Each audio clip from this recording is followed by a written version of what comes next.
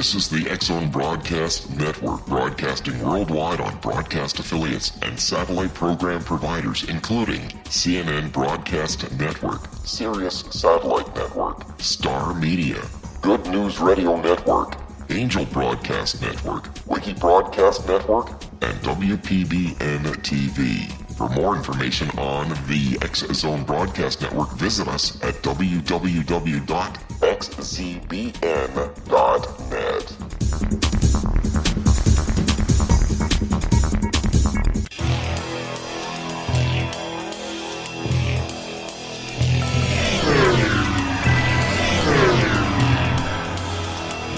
This is A Different Perspective with Kevin Randle. A retired U.S. Lieutenant Colonel, Kevin Randle has been studying UFOs for nearly 50 years. Kevin has investigated some of the most famous UFO cases in the world and has been consulted for dozens of documentaries about UFOs. Considered one of the leading experts into the Roswell UFO crash of 1947, Kevin has written more than 25 books about UFOs, including the recently published Roswell in the 21st Century. Now, here is the host of A Different Perspective, Kevin Randle.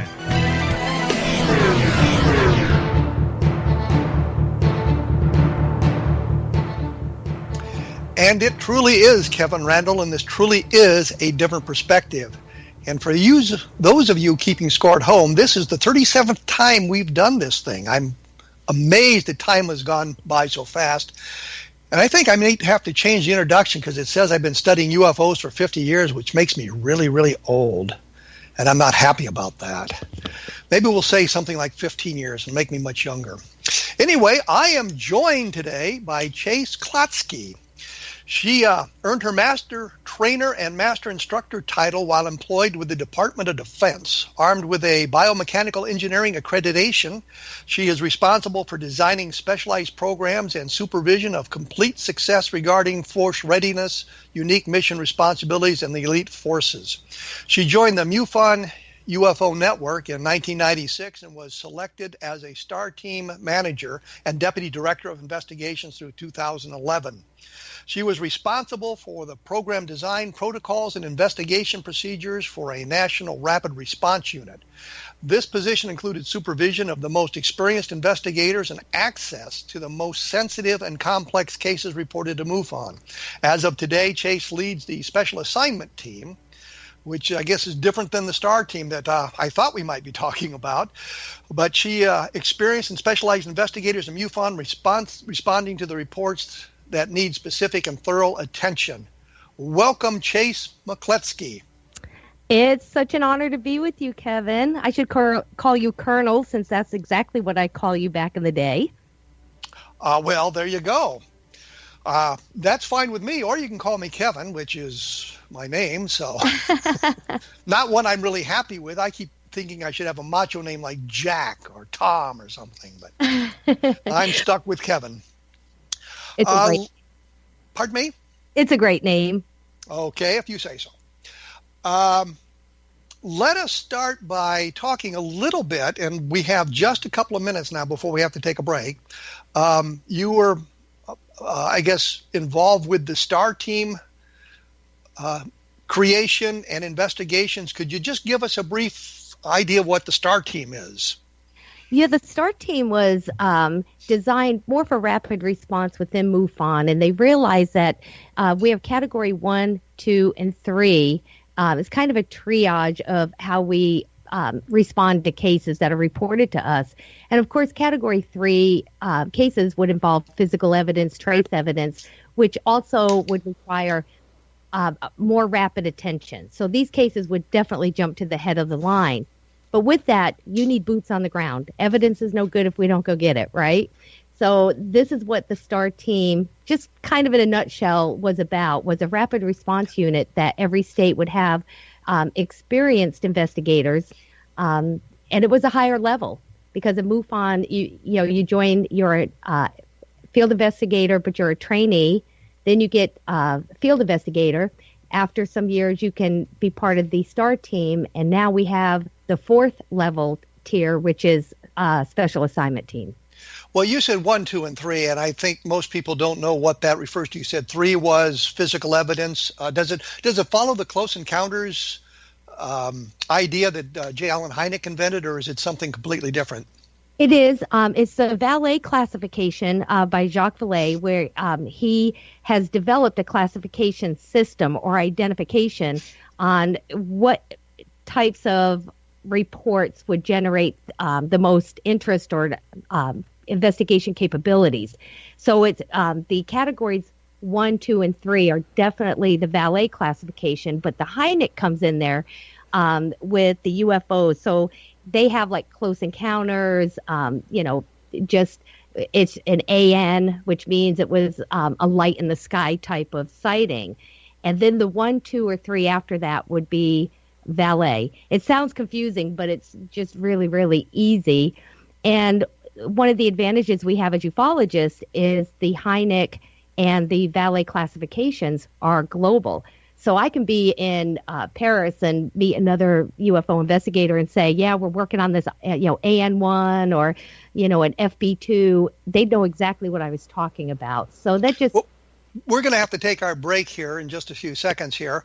This is Chase Kloetzke, and you can find her website at www.chasemckloetzke.com, and that's Kloetzke.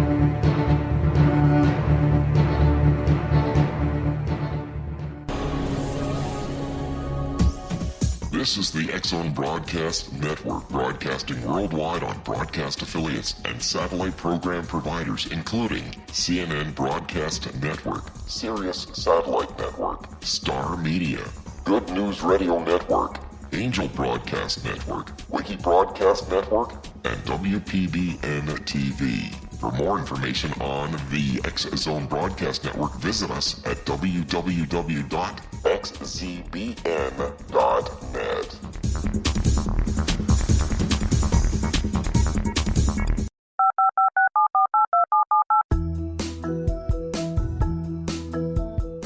Did you know that when you're on the road with limited data or Wi-Fi, you can still listen to the X-Zone Radio Show with Rob McConnell, The Science of Magic with Gwilda Wiyaka, X-1, Dimension X, Space Patrol, and every minute of the X-Zone Broadcast Network by calling 213-401-0080, courtesy of Audio Now.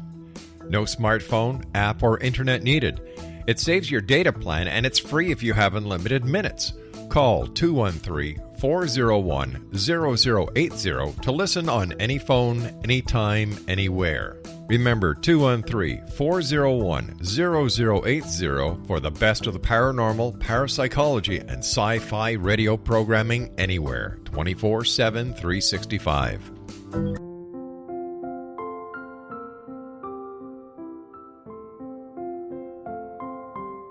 I am Dr. Carl O'Helvey, founder, president of a new cancer foundation focusing on evidence-based physical, mental, and spiritual interventions, including natural cancer cures, prayer, meditation, affirmations, nutrition, and other related holistic cancer prevention and cure modalities. These are used in cancer education, research, and financing care. I ask for your help to continue this important work by donating at www.holisticcancerfoundation.com.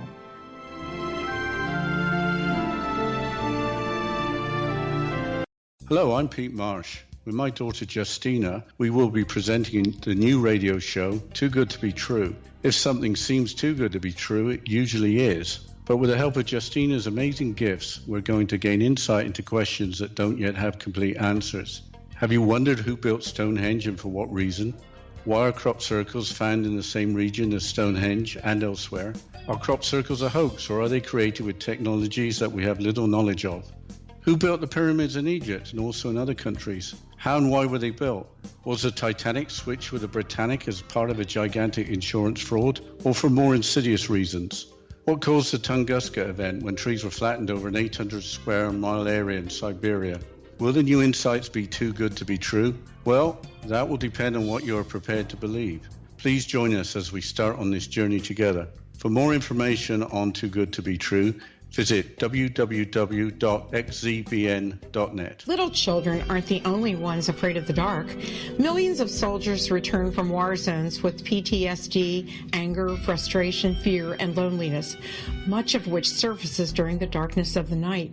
You have the chance to change the lives of these American heroes. Songs and Stories for Soldiers.us provides free MP3 players for these men and women.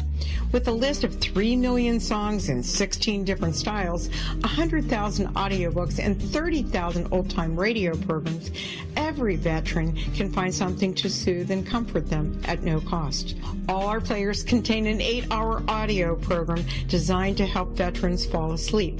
With 1,500 plus vets now participating, it's our goal to deliver 10,000 audio players this year. Go to our website at songsandstoriesforsoldiers.us. Help us help a veteran make it through the night.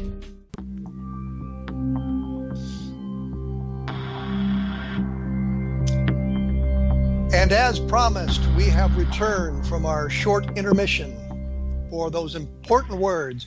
I'm joined by Chase Kloetzke, who is a MUFON Star Team member and I guess leads a special assignment team, which we were talking about before we went away, and learned a little bit about those teams. And I think the question that most people want to have, what's the neatest investigation you've been involved in as either the Star Team manager or part of the special assignments team?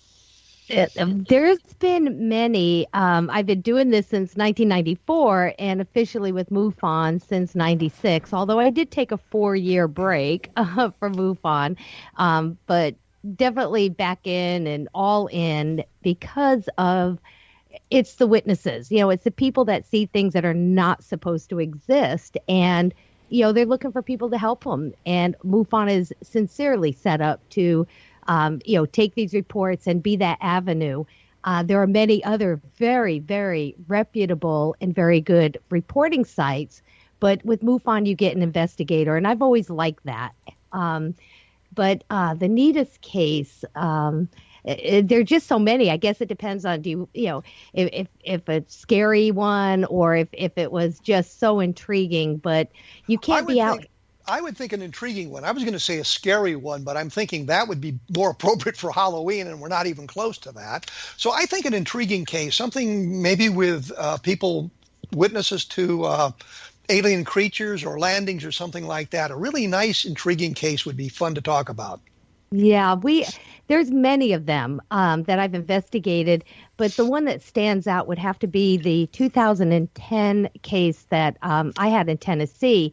And this is a case where the investigators became witnesses, and we know how rare that is. Usually we're after action teams, which, we're collecting evidence, but this was one of those very rare opportunities when we were out there and caught activity happening. And it was 2010. I was with MUFON, and we had a witness in Middle Tennessee, way, way back in very, very rural country area. He first reported orange orbs and other strange lights that seemed to be attracted to his property, and that they were so obvious and real that he and his cousins were chasing them down dirt roads. Well, that, of course, caught my attention because when you can chase a light around a corner and down a road, there's something intelligent. So there was something to this one.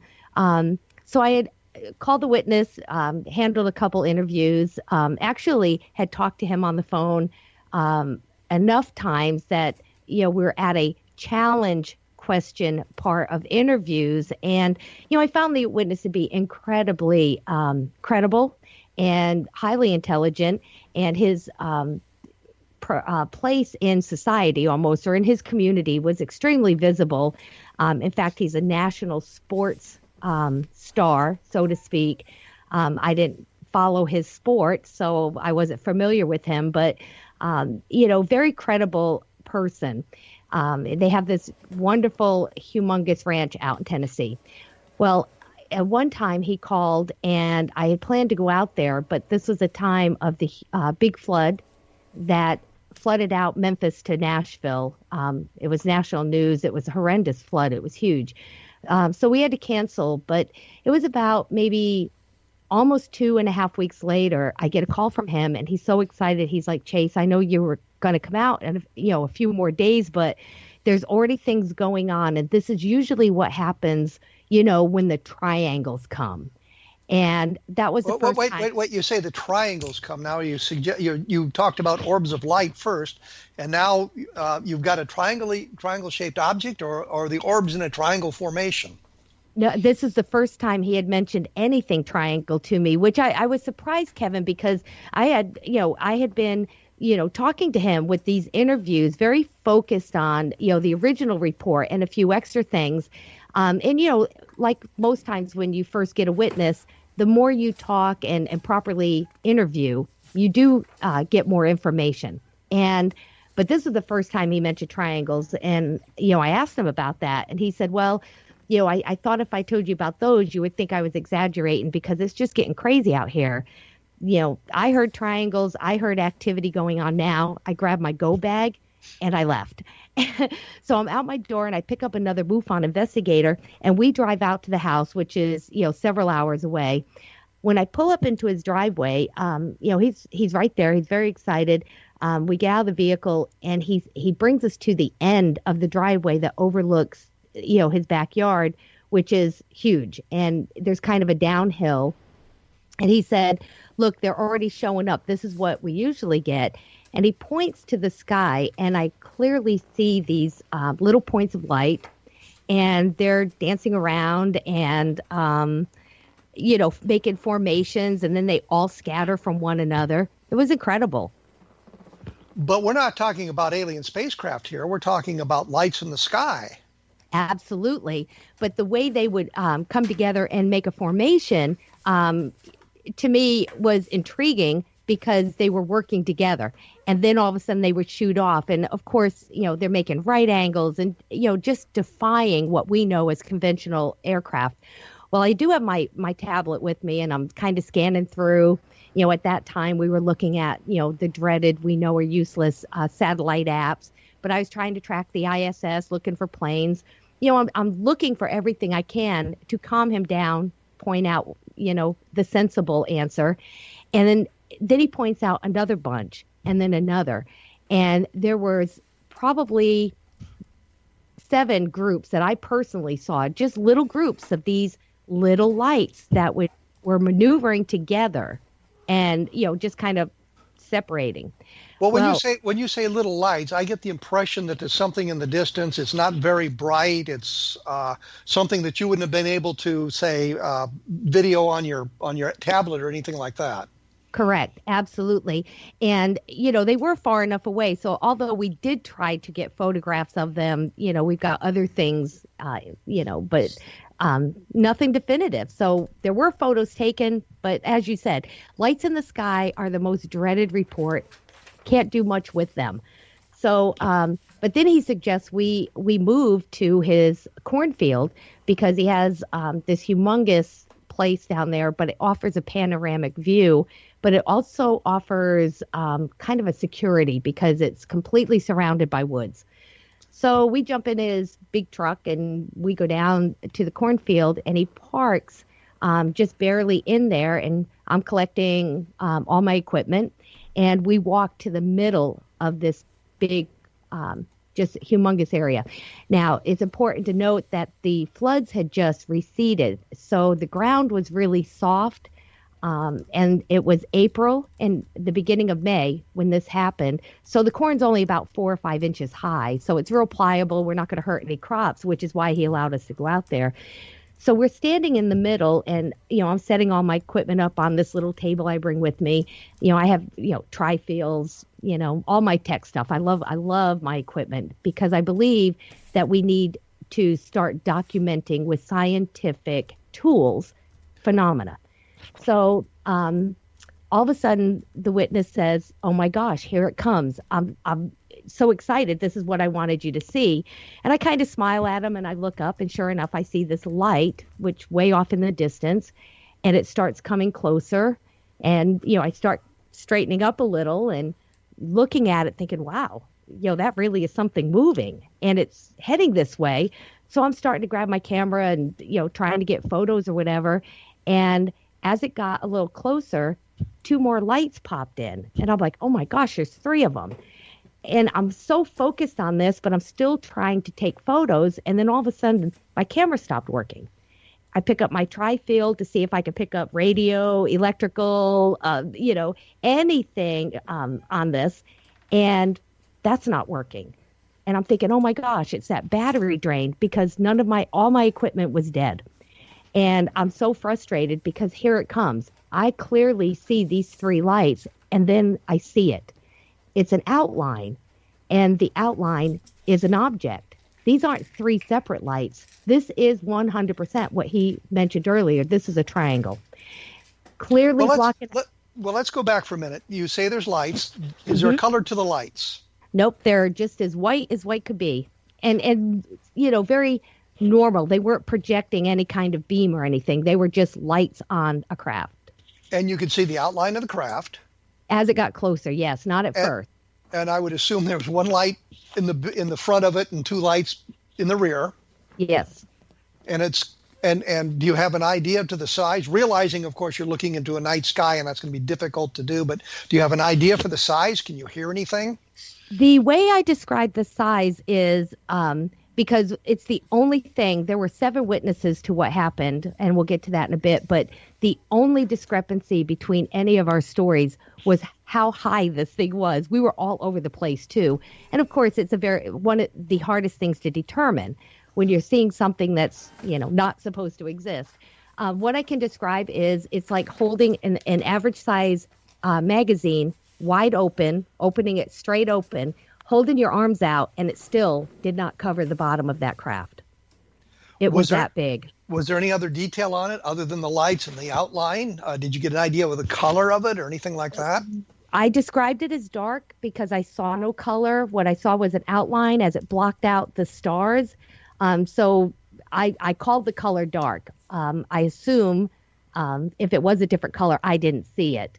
And the noise was absolutely silent. And it's a different silent because the closer it got, something's off. You don't hear bugs. You don't hear anything. I don't know if that's a psychological effect of, just being so stunned, or if this craft actually changed the ambient environment I was standing in. But I heard nothing, and it's an eerie nothing. It's it's just hard to describe, but it was definitely a force or something. There was something there. It was off, is how I put it. It's like something was wrong. Something was off. Well, you talked about it draining the batteries of your equipment. You're out there in a truck. With the lights on of the truck, was the engine running? Did it affect the truck in any way? Do you know? Not that I know of, because we weren't at the truck, but we do get to this truck eventually. But at this point, there's no lights on. I had like a little light actually on the table with the equipment, and that went dead too. But as the night started, as it got darker at night, the more and more stars were out. And I guess, just your eyes getting used to being out there, didn't really feel like I needed it. The witness had a great big halogen flashlight, but that was not on at this time. And then what happened, Kevin, is as this triangle went directly over this cornfield, I'm still trying to pick up equipment. I'm frustrated. In fact, I probably dropped a cuss word when I said I'm going to throw this blanket camera across the field because I'm an investigator. It's right here. This is as close as I've ever gotten to anything, although I've seen a lot. So it was incredibly frustrating. We turned around. We're watching. we're going to have to take a quick break, so we'll find out what you saw when you turned around here in just a moment. I'm with Chase Kloetzke. Her website is www.chasekloetzke.com, so you can learn more about her. I don't know where I got the McCloetzke, Chase Kloetzke, and we'll have more information about this at www.kevinrandle.blogspot.com. And for those of you who listened to last week's program, there's been quite a discussion about what John Burroughs had said, so you might want to take a look at that as well. That's www.kevinrandle.blogspot.com. I just can't get anything right today, so I'm going to give up. We will return shortly after these messages.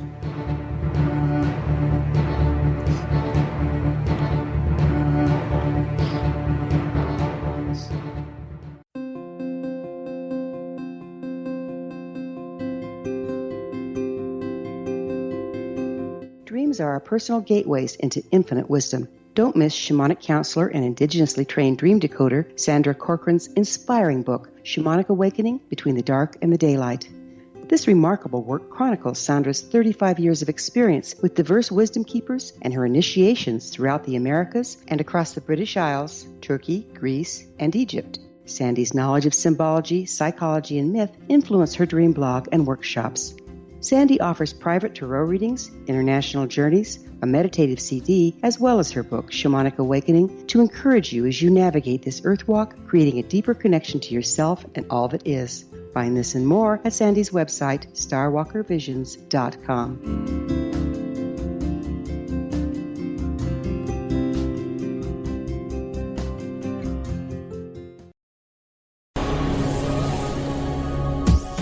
This is the X-Zone Broadcast Network, broadcasting worldwide on broadcast affiliates and satellite program providers, including CNN Broadcast Network, Sirius Satellite Network, Star Media, Good News Radio Network, Angel Broadcast Network, Wiki Broadcast Network, and WPBN TV. For more information on the X-Zone Broadcast Network, visit us at www.xzbn.net.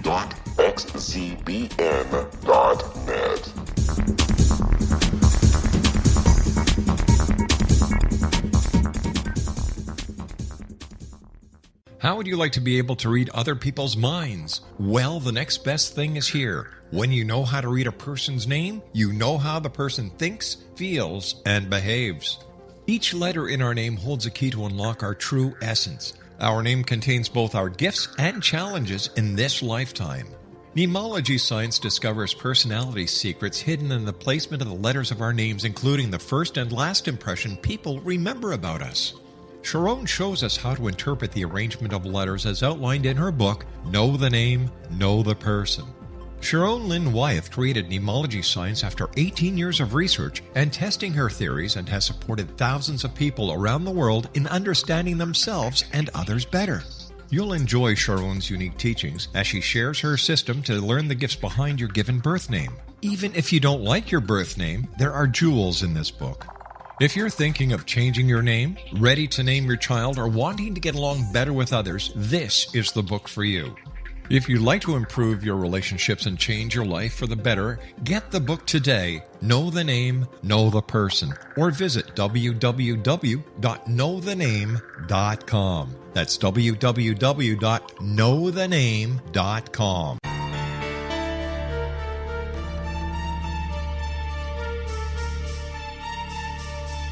Hello, I'm Justina Marsh, and with my dad Pete, we are going to present a new show called Too Good to Be True. Together, we are aiming to discover more truths about this world and beyond. Do you have unanswered questions about the world? Do you ever wonder about aliens, conspiracy theories, or the universe? There are many shows discussing subjects such as pyramids or UFOs, but we want to relay this information based on our own research, including from spiritual means. Hopefully, listeners will be helped with their own beliefs and will appreciate the psychic insights that add to the previous research and information. We both look forward to sharing this insight and beginning this journey with our listeners. Visit xzbn.net for more information about when to listen.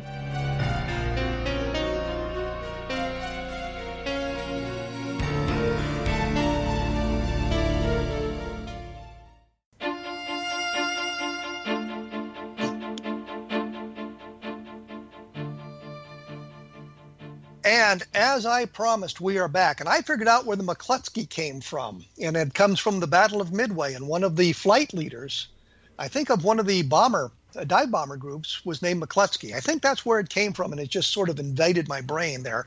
But this is Chase Kloetzke.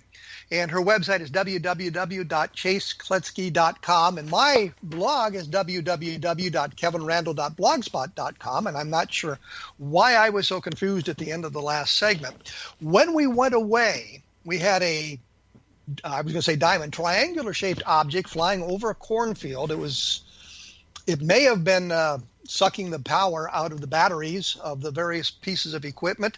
And when we went away, Chase had just said she turned around, and now we're going to find out what she saw when she turned around. It's up to you, Chase. Take it from there. Okay. Well, at this point, the triangle was further away, and it was never changed altitude, speed, anything. It completely just stayed on one course, completely seemingly oblivious of us even being there. It just did it, just did its little flyby, and that was it. I was still reaching for my camera. It's one of those things, Kevin, where you're just looking at something so friggin' incredible. You don't want to take your eyes off it. But, I kind of blink down real quick, get my camera, look back, and all of a sudden it's working again. So it wasn't the battery drain that we hear often happens in these type of events, including paranormal and even cryptid. For some reason, everything I had is completely back online. Knowing that I've taken just about every photo that possibly could be taken with it so far away, that I was hoping I got something I could use, I decided to check my batteries because I just didn't trust them. I wanted to change out the batteries and finish this investigation. And because now we have a craft in the area, we can look for trace effects. There's, as 100 things we can do. So as I'm changing out the batteries, I just started getting this weird feeling, and I can remember turning around and saying, "Hey guys, anyone else feel like you're being watched?" And I don't mean from up there. And I honestly remember this fear. It was physical, and it pounded right into me. Like it just hit me. And the only way I can describe it is this wasn't fight or flight. This wasn't a knot in my stomach or, ooh, I'm scared. This was a physical panic, absolute terror. And I just remember I turned and I started running.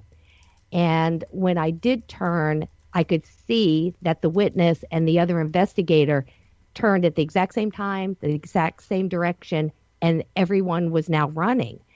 And while we were running, I just remember really not thinking anything, just going. And then all of a sudden I hit what felt like a wall, a complete brick wall. And it turned out to be the witness who was in front of me.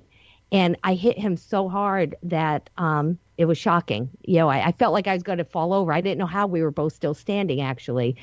And I heard him say, "What the F is that?"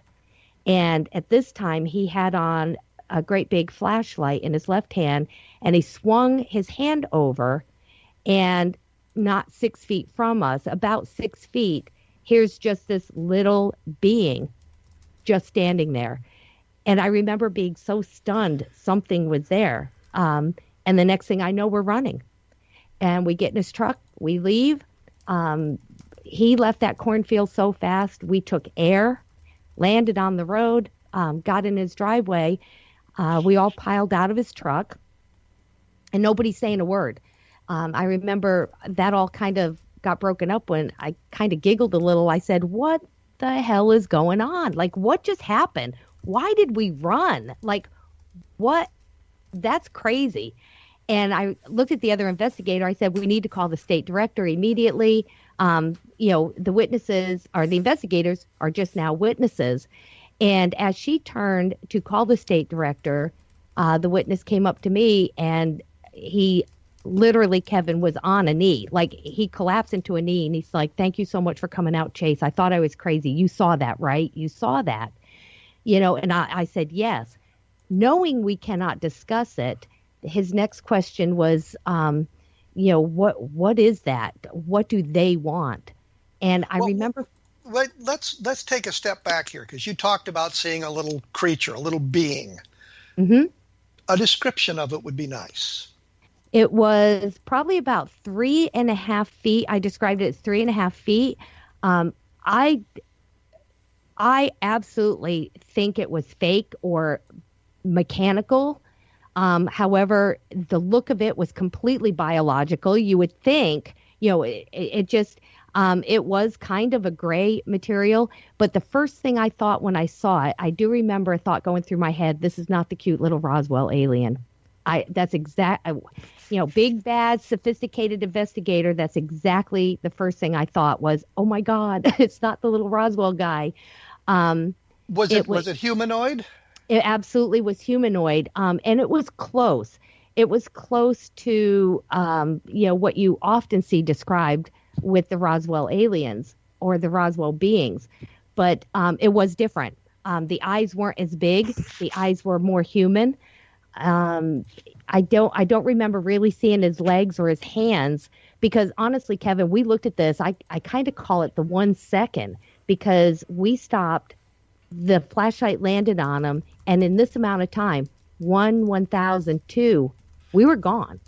So I kind of call it the 1 second that changed my life. So you turned and fled from the creature? You didn't... Absolutely. But Kevin, I want to be very clear, especially with your listeners, there was no control. We were not in control of that run. Nobody was frightened. We just saw a triangle. We were excited. We were ready to continue the investigation. I'm getting things ready, to get out there for trace effects, because a triangle just went over us. I wanted to check the electromagnetic. And then all of a sudden we're running. We had no control. None. Whatever was going on, we weren't supposed to be there. And we were taught to get out of there, because who doesn't come face to face and want to stop and at least say something, or just stand there and wait for contact? We had no choice. I promise you, every single one of us in that field said, we don't know why we ran. And none of us are runners. In fact, when the witness first brought us down there, after he parked the truck and I'm hauling, my table and some equipment out, he pulls out a shotgun, and apparently the look on my face was a little panic. And he said, no, Chase, no. He says, we have a problem with coyotes out here. So I have this in case, they come up and we have trouble with them. These people live so far out in the country. They don't call 911. They don't run. They handle their problems. They take care of it. He didn't tell us to run to the truck if we saw coyotes. He was going to take care of it with his shotgun. It's a total mentality. So he wouldn't have been one to run. And I guarantee you the 2 investigators out there, including myself, wasn't an option. There is no way. Well, we're assuming this being was associated with the triangle. I question all of it. Because the one thing I left with that evening, the state director was on his way, the chief investigator. I mean, this turned into a big deal. And I just remember thinking, I can't, even to this day talking about it, Kevin, something was wrong. Something was off. We were right back in that cornfield, not even a half hour after we left. So this wasn't fear. I went right back. I'm thinking, I saw a being there. There's got to be footprints, trace evidence. Again, I'm thinking as an investigator. We were right back in that field, not even 30 minutes later. So this had nothing to do with us being afraid of it or running away from the alien. I'll tell you, Kevin, I get so tired of people saying, oh, my God, if it was me, I would have tried to make contact. Well, geez, that would have been nice if I had an option. I don't know why I ran. I still don't know why I ran. Or why any of us did. Well, you bring up physical evidence. When you went back out, did you find footprints? Did you find anything that would suggest this event was based in reality? No, not a thing. And in fact, I could trace exactly where we walked out there, even where we ran. I even found the scuffle marks where I hit that witness. I found nothing else. And there was a thing that occurred to me, is because we had walked out to the middle of the field and the witness's cousins had come down, although they didn't come out to the cornfield because they knew they weren't supposed to. They stayed on the periphery and right there by the woods edge. And it even occurred to me, did they come out and somehow, when we're looking at this triangle, place like a fake? I mean, I went through all of it, except there were no footprints from them either. So the good news was the ground was prime for this, which also helped me, exclude other things I thought of. But I've done everything since this case. It's not solved. It's still open. I've listened to everybody. There's so many people out there that have tried to help me with an answer, everything right down to the government experimenting on us or whatever. I'll take any of it. I just really like to solve it. But to this day, I still have the same feeling I left that site with and drove home that night. Something's wrong. Something's off. But the bottom line, the triangular-shaped object did nothing to the corn. Right. I mean, there was no evidence of that. It obviously left nothing. It didn't land, so there was no landing imprints or anything like that. You didn't get any pictures, I take it. We have several that are, far enough away that you could tell that there were 3 lights. But once again, we have lights in the sky so far away in the distance, not so much high, that they're almost useless. It doesn't at all show what we witnessed ourselves. And, I've even had, people, experiencers and people that work with experiencers and abductees come up and, want to regress me. And, we need to figure out because the being was this and that. And, I will listen to anyone on what could have possibly happened out there because truthfully, I have more questions than answers. What I do know is I just told the truth. Absolutely. Per detail. That's exactly what happened out there. And I would like to know more about what was it? Was the being there because of the triangle? Was the triangle there observing the being? I mean, there's 50 different directions you can you in with this. Well, you said, you just caught sight of it for an instant. Right. And I'm assuming this is a plowed field with corn growing in it, so there shouldn't be any bushes or boulders or trees or anything like that would get in the way that might have fooled you because you got such a quick look at it before you ran off. Exactly right. This is a completely open field. The corn's only about 4 or 5 inches high, completely unobstructed view. But the reason I reported it that it appeared more machine is because when you have a witness, like that cornfield was dark and our best lighting was the stars above our heads. And although let me interrupt you here because we're going to have to take our last break here. And when we come back, we'll get a little bit more on this. We don't have a lot of time left. And as I say, I'm talking with Chase Kloetzke, and that's her website is www.chasekloetzke.com. My blog is www.kevinrandle.blogspot.com, and I will link to her website when I put this up on my blog for those of you who might want to take another look at some of the things that she's done in the past and some of her credentials to get a better idea of exactly who she is. So we will return right after this with the final bit of a different perspective.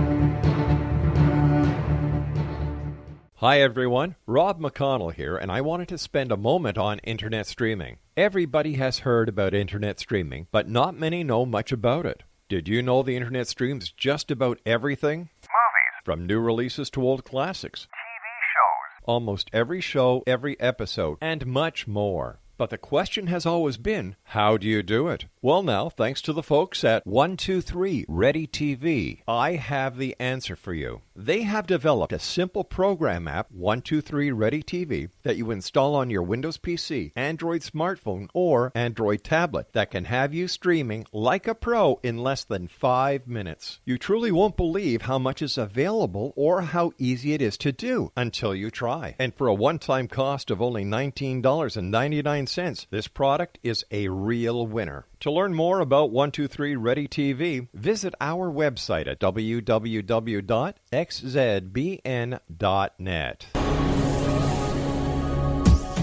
This is the X-Zone Broadcast Network, broadcasting worldwide on broadcast affiliates and satellite program providers, including CNN Broadcast Network, Sirius Satellite Network, Star Media, Good News Radio Network, Angel Broadcast Network, Wiki Broadcast Network, and WPBN TV. For more information on the X-Zone Broadcast Network, visit us at www.xzbn.net.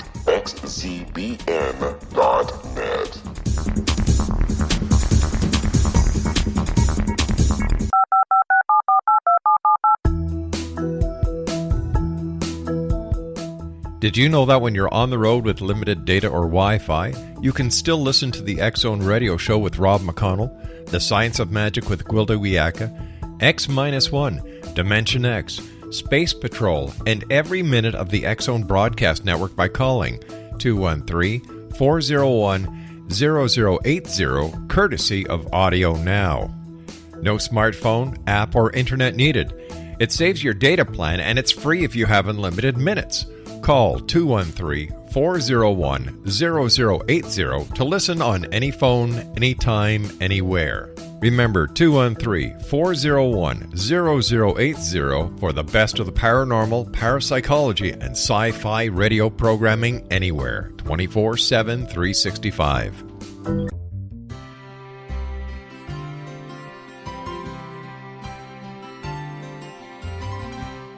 True healing must address 4 levels: physical, emotional, mental, and spiritual, for us to live joyful and productive lives.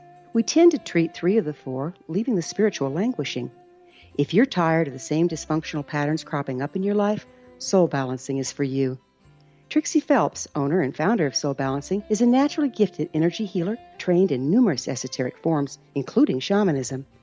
Trixie has created a powerful modality that safely and effectively clears your energetic field. A Soul Balancing session can remove interference, heal trauma, and restore your hope. Contact Trixie for a life-changing long-distance session today, www.soulbalancing.world.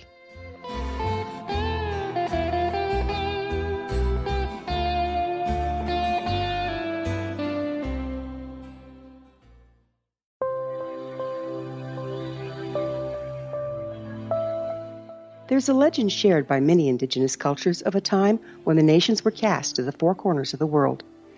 Each nation was given a body of sacred knowledge that held a different portion of the truth to preserve. True reality could not be known until all the nations reunited, combining the information. If a single one was missing, the world could not be reborn and darkness would prevail. The Science of Magic Radio is dedicated to reuniting the sacred knowledge. With the understanding, none of us has all the answers, but together we can open new perceptions and possibilities. Through our combined vision, the world can be reborn into a place where darkness no longer prevails. Join me, Gwilda Wiyaka, and the Science of Magic daily on the X-Zone Broadcast Network, xzbn.net, or visit us at thescienceofmagic.net.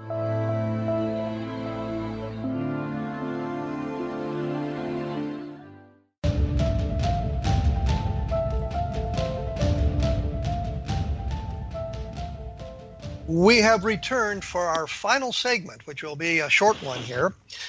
We're talking with Chase Kloetzke, who is a member of the MUFON with the Special Assignments Team and had been part of the STAR team back a number of years ago. When we left, we were talking about the being, the thing that you saw in the field.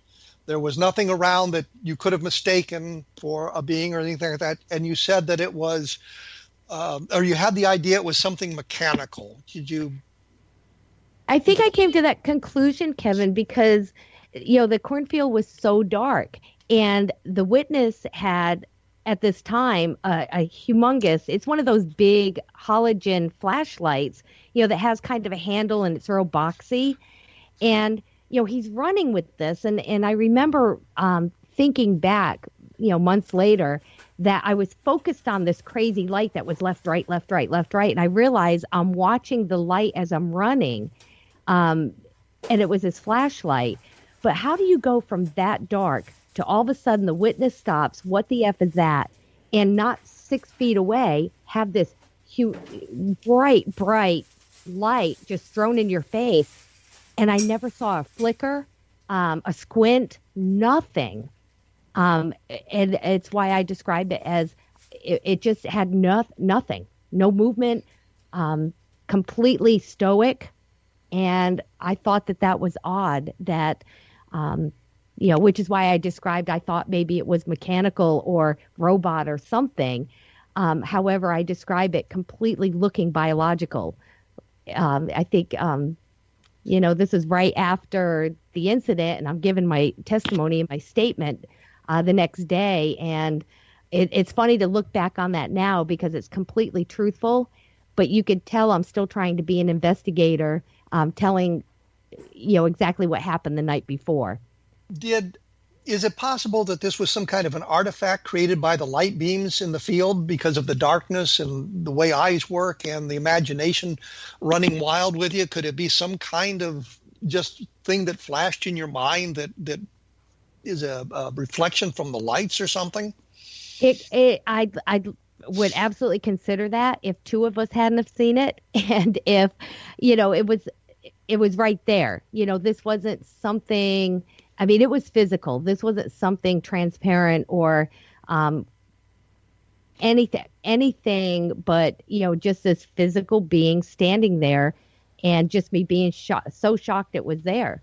I would almost anything's possible, except in my head, at least, this thing was so physical, period. It's just the way I can describe it. But you all spun and ran away from it at the same time. Yeah, after everybody, and I didn't know for 2 weeks what the witness and the other investigator have reported to the state director and the chief investigator.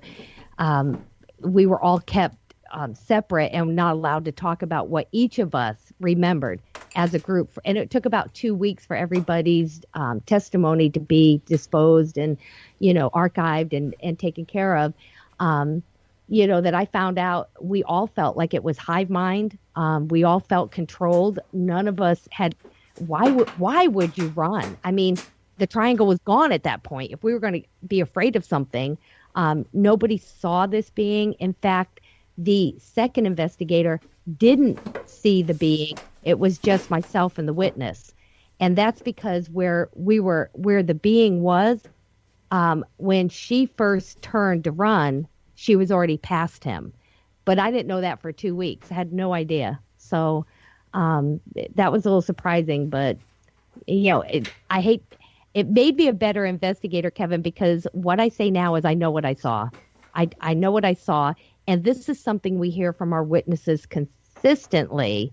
And, I've just learned to take that at face value. Well, I've found that oftentimes what you see is not really what's there. Based on Gestalt psychology, you kind of fill in the blanks. And we have a number of reports of people seeing what they think is a cigar-shaped craft with windows on it, or some people think it's an airplane crash, and what it really is a meteor fall. And I've seen wonderful examples of this on YouTube. There was one called Meteor Compilation, and you looked at these different videos from different perspectives. If you can see the object breaking up and you can see it stringing out, but you can see it on the screen, so you can go back and look at it. But if you see it in real life, you might catch a glimpse of it, and your mind kind of fills in the details there. And so I sometimes agree. sometimes what you think you see isn't what you've seen. Well, you've seen something else and misinterpreted it. So you have to be careful with that. No, absolutely. And these are things that we've not only considered but discussed thoroughly with other people that have come up with that as well, Kevin, and really asked us pretty profound questions that had not been asked before to determine that. Like I said, I've never said I've seen an alien. What I describe is what I witnessed, what I know was true, and what I saw of that evening. I've never said alien. I always refer to it as a being because I don't want to use that term alien, because what if it was a prop or something? What I can tell you is that we all investigated thoroughly the next day. For the next several months, there was people all over the scene. It turned into such a big case of MUFON. Everybody was coming in and investigating. And as far as the witnesses. We've all been, interviewed and re-interviewed and re-interviewed and re-interviewed for years. And I almost still hate to talk about it, probably because, I'm an investigator. It's still unsolved. But I will let you know that I'm still up to any explanation. No one wants this case to be resolved more than I do. That would be wonderful. Well, you talk about the investigation and people coming in to investigate. Has it been written up somewhere so that if somebody wanted to look up more information about it, they could go to maybe the MUFON Journal or someplace to find more about it? Yeah, I believe it was in the journal. One thing I will say, and that is all of us were at a Tennessee conference that was later that year. I think it was September, and we spoke with Travis Walton, but they asked us for the first time to come out and talk about this, and we're all on video and the other investigators there. But it was the only time we all got to tell what happened. And of course, the question was, were there any discrepancies in the story?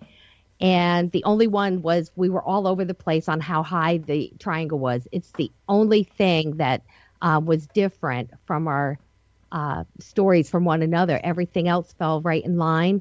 So I know it's on video. I know that, and that's the only time we ever spoke publicly together about it. Well, the question that pops into my mind, since you've spoken about it publicly and you've been very careful not to name any of the other witnesses, can we have some other names? The reason I don't talk about the investigator is because it was very shortly after this event. She jumped in her car and left. She left her home, her family. She was considered missing for several weeks until her family did find her, and they found her, kind of living out of her car and wanting to be left alone. I don't know why. I don't naturally assume it had anything to do with this sighting, but completely meltdown, a complete meltdown. Literally got in her car and left everything. And so out of respect, I do know that she has since wants nothing to do with any of this. The UFO community, stop asking her stupid questions, blah, blah, blah. Stop trying to contact her. So out of respect, I keep her name out. But it is Googleable, or Googleable. Is that a word? It is now. Yeah, but it is all over, guys. It really is. And the only reason is I made a promise to my witness for several reasons, including he's the dad of small children that live in a small community that do not want to be teased. That's the family that saw the UFO. But I have made a promise to keep their name out until he is ready to come out. I do know that someday he's going to. I am desperate for him to. I'm tired of talking about it all by myself. There is nothing better. Was he at the UFO conference? He was, but he did not speak. But there were key people in at that conference attending, knowing we were going to come out with this, that knew he was there and talked to him personally. So, but it was the investigators that was there, and Eddie Middleton, the state director, and Max Mitchell, the chief investigator, were also there and spoke because they came right in and, took our depositions. Everybody was doing the work and, this big case after. So all of that was as a whole. Here's my final question, because I'm just about out of time. You said we could find it on Google. What would we type into the search engine to find this? Probably 2010 cornfield incident in Tennessee. Honestly, you'll probably get like 50 things on it. So, well, is your name associated with it? Absolutely. My name's probably the only one. That and MUFON, the only name associated with it. Because again, the witness is asked for confidentiality. He did when he filled out the MUFON, the original report. But, I think the fact that other investigators came out, that's where it got bigger. That's when I had, some at least collaboration or corroboration that there was, at least the after effects and, the statements going forward. We're gonna have to end it there. I can't. Okay. I'm just flat out of time. If you want to know more, it's Chase Kloetzke. You can see her at www.chasekloetzke.com. That's Kloetzek. Thank you very much for being with us here today. Next week, we'll be back with another episode of A Different Perspective. And for those of you who want more information, I'll try to get some more and put it on my blog at www.kevinrandle.blogspot.com. And if you have an extra buck or two in your pocket, take a look at Roswell in the 21st Century. I would certainly appreciate it. We will be back in 167 hours with another episode of A Different Perspective.